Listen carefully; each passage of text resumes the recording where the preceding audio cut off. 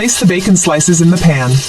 Cook for 3 to 5 minutes on each side until crispy.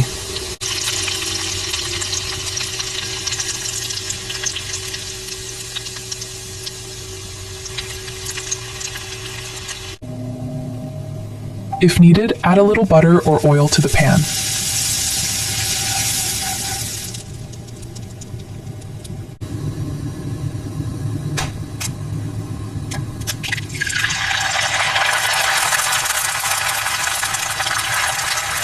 Cook for 2-3 minutes for sunny side up, or flip and cook for another 1 to 2 minutes if you prefer over easy eggs.